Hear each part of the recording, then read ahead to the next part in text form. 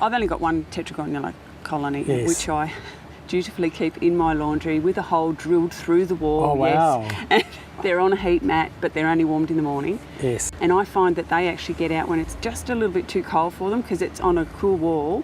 Yes. They come out and it's like, oh, actually I can't really flap my wings because it's a bit cold. And they're hanging on the wall or hanging on a bit of the foliage until it warms up. Whereas the Australplebia, they just will not come out until it's quite warm. It's probably better.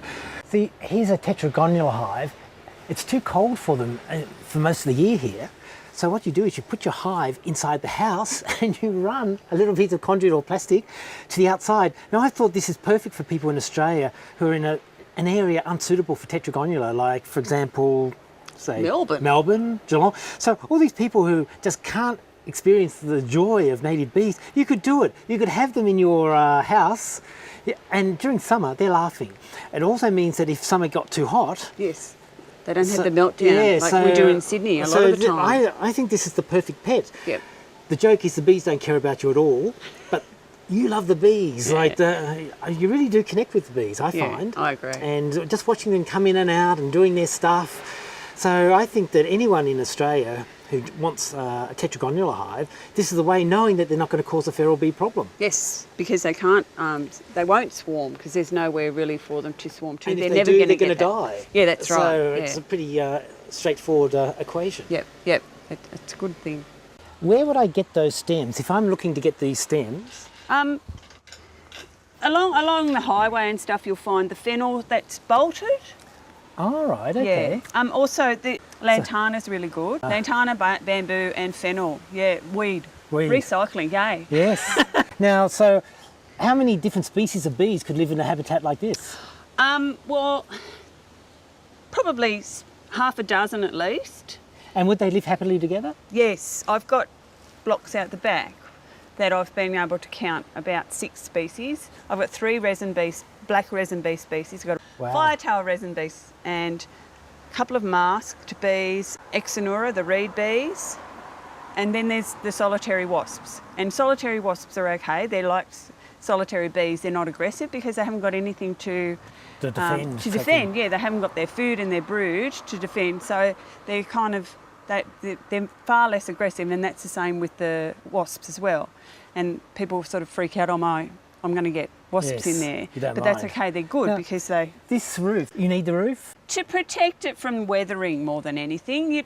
I've got blocks out there out on my decking that have enough protection because they're on the decking, so I don't have roofs on them. Then there's these that you can just put a little bit of like hardy plank or I've got... So how deep are the holes? Ideally, about...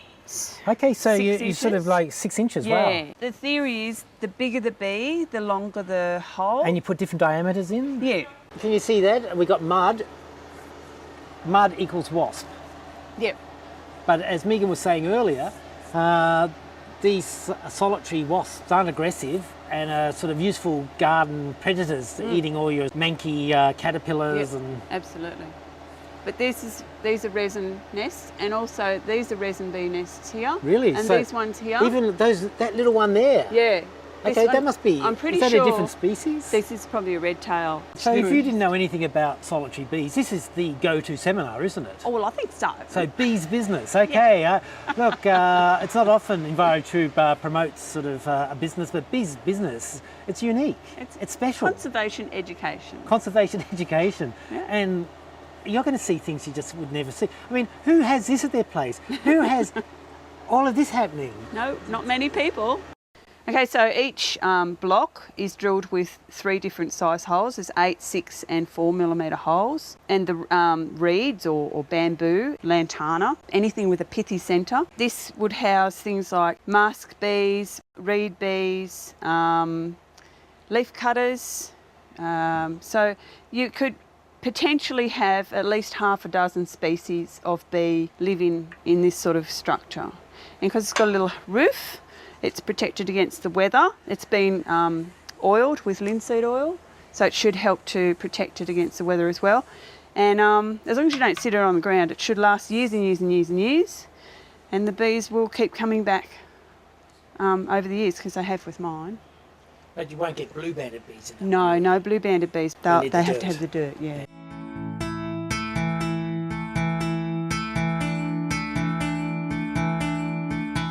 Thanks for watching EnviroTube. Looking forward to seeing you next time.